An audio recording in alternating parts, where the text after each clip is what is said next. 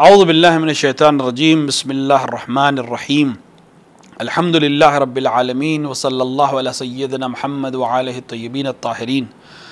नाज़रीन किराम, कलाम इमाम के ज़ैल में जो गुफ्तगू हमने शुरू की, जिसमें हम अमीरुल मोमिनीन अलैहिस्सलातु वस्सलाम के कलिमात क़िसार को आपके सामने पेश कर रहे हैं, जिनको सैयद रज़ी ने नहजुल बलागा में जमा किया।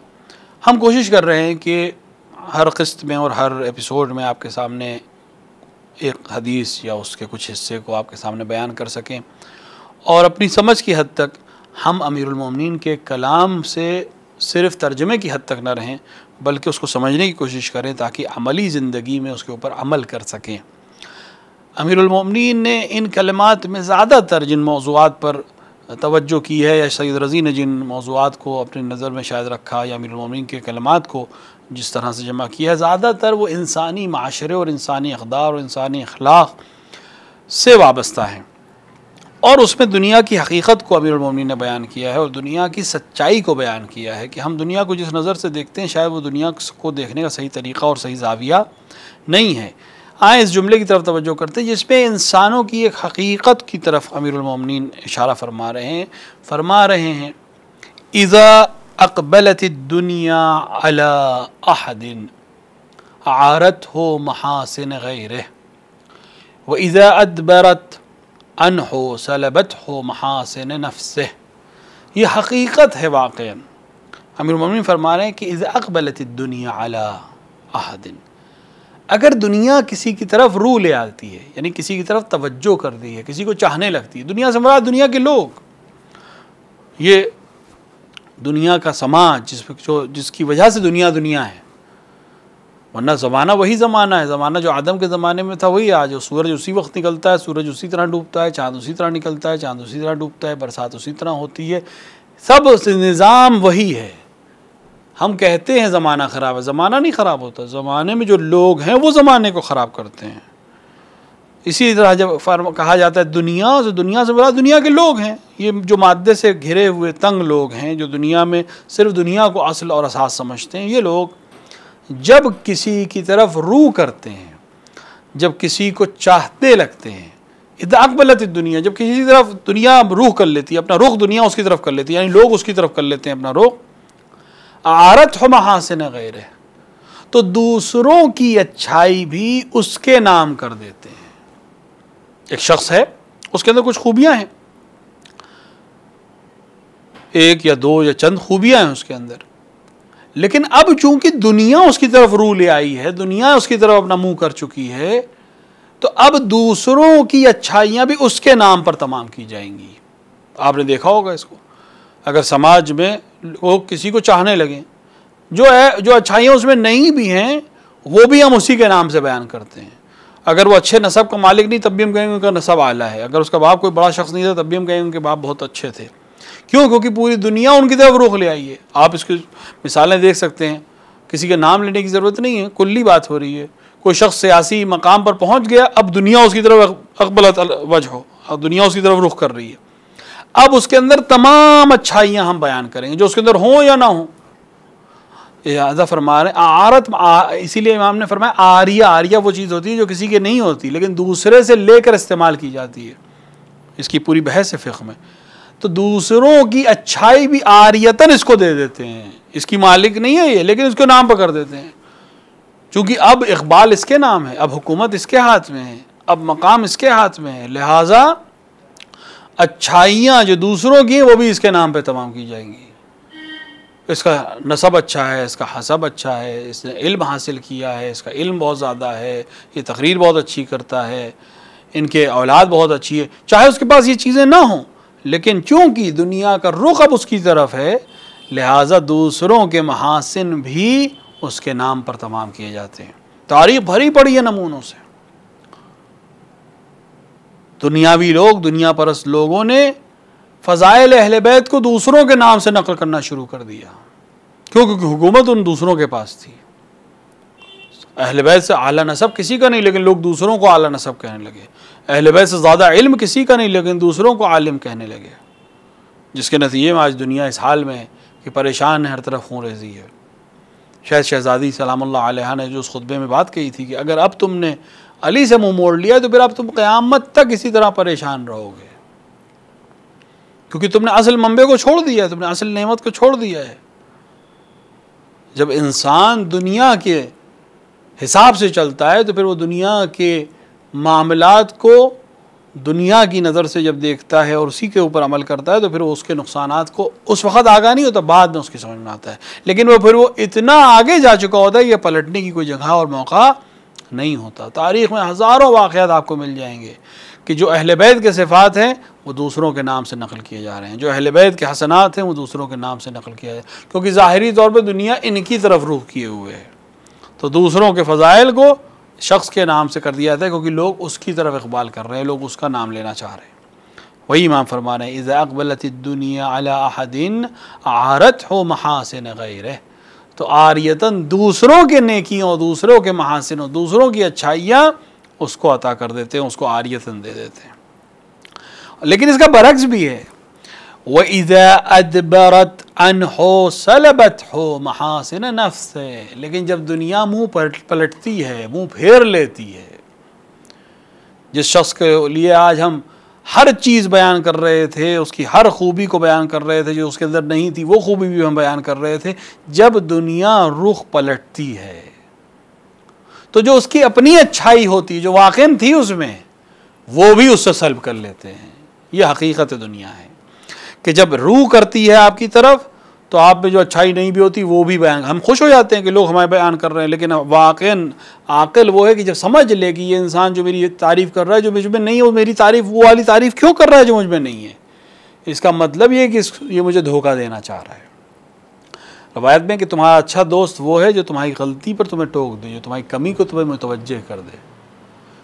इंसान को खुद समझना चाहिए कि ये शख्स जो मेरी तारीफ़ कर रहा है, ये मेरे तारीफ़ क्यों कर रहा है।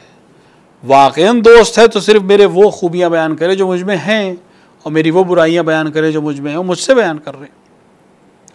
लेकिन अगर वो खूबियाँ बयान की जा रही जो मुझ में है ही नहीं, तो मैं खुश ना हो जाऊँ, बल्कि मेरे लिए एक डरने का मकाम है कि ये इंसान मेरी तरफ उन सिफ़तों की निस्बत दे रहा है जो मुझ में नहीं है। तो आज जब झूठी अच्छी चीज़ों की निस्बत झूठी मेरी तरफ दे रहा है, तो कल बुरी चीज़ों की निस्बत भी मेरी तरफ दे सकता है जो मुझ में नहीं है।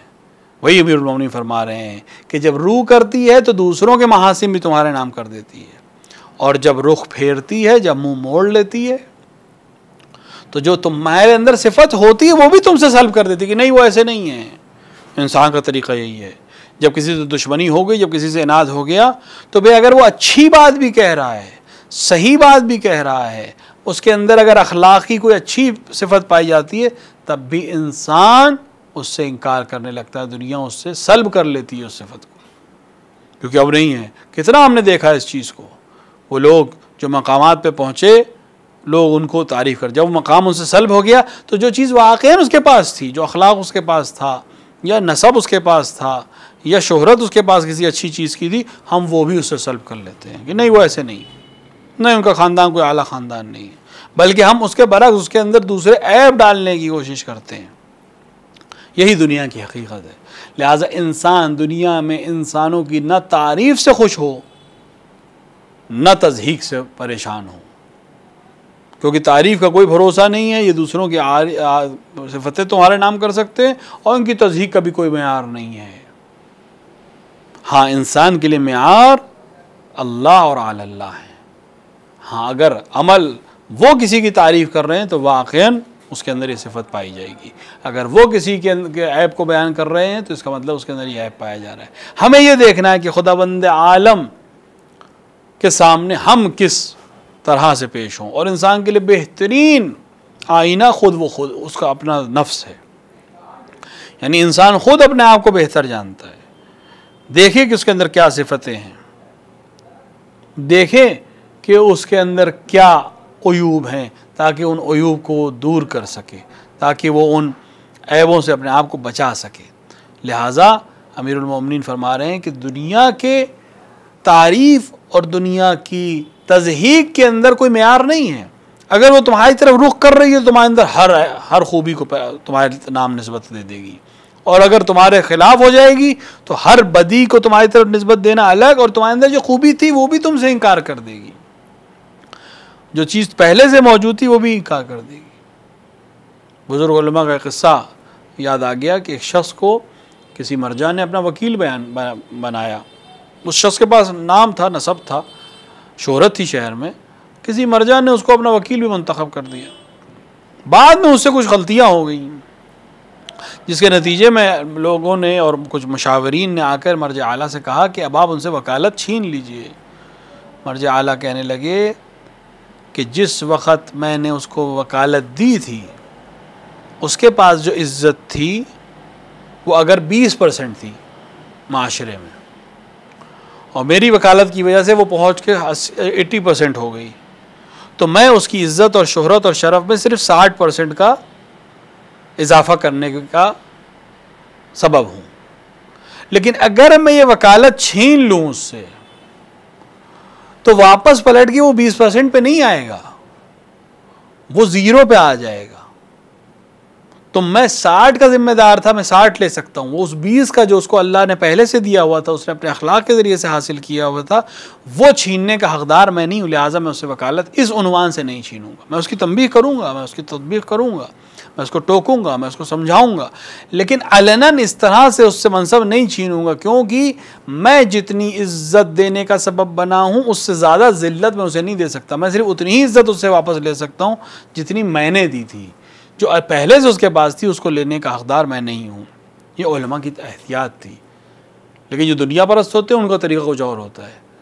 जब इज़्ज़त देने पे आते हैं तो झूठी इज़्ज़त देते हैं, जब नीलाम करने पे आते हैं तो जो उसके अंदर ख़ुद सिफ़तें होती हैं वो शख्स से वो भी सल्ब कर लेते हैं। खुदा हमको इन चीज़ों से महफूज रखे, और इन चीज़ों से महफूज रखने का सिर्फ एक तरीक़ा है कि हम तालीमात अहले बैत अलैहिस्सलातु वस्सलाम को सही तरीक़े से हासिल करें, उस पर सही तरीक़े से अमल करें, ताकि इस दुनिया में भी सुरखरू हो सकें और आखिरत में भी सुरखरू हो सकें। जब उनके सामने पेश हों तो उस तरह से पेश हों कि वो कहें हाँ ये शख्स मेरा मानने वाला, मेरा चाहने वाला, मेरी तालीमात पर अमल करने वाला है।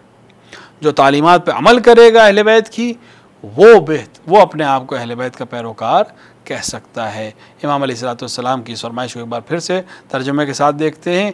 वक़ाल अलैहिस्सलाम, इमाम अलैहिस्सलाम ने फरमाया, इज़ा अक़बलत दुनिया अला अहदिन, अगर दुनिया किसी की तरफ अपना रुख कर लेती है, इक़बाल कर लेती है, आरत हो महासिन गैरह, तो आरिये के तौर पर, किराए के तौर पर दूसरों के अच्छाइयाँ भी उसके नाम कर देती हैं। वो इज़ा अदबरत अन हो, जब उससे रूह पलटती है, जब आपका मुँह फेर लेती है, सलबत हो महासिन नफ्से, तो उसके अपने महासिन भी जो शख्स पहले से मौजूद थे वो भी सल्ब कर लेती है। खुदावंद आलम हमें दुनिया के इस फ़रेब से महफूज रखे और हमें तौफ़ीक़ अता फ़रमाए कि हम अमीरुल मोमिनीन अलैहिस्सलाम की फ़रमाइश पर अमल करते हुए दुनिया और आखिरत में उनके चाहने वाले के उन्वान से महशूर हों। खुदावंद आलम को उसी अमीरुल मोमिनीन अली इब्न अबी तालिब अलैहिस्सलाम की अज़मत का वास्ता कि वो हमें तौफ़ीक़ अता फ़रमाए कि हम इमाम के कलाम को सुन सकें, समझ सकें और उस पर अमल कर सकें और पूरी दुनिया तक पहुँचा सकें। व आखिर दावाना वल्हम्दुलिल्लाहि रब्बिल आलमीन व सल्लल्लाहु अला सय्यिदना मुहम्मद व आलिहि त्तय्यबीन अत्ताहिरीन।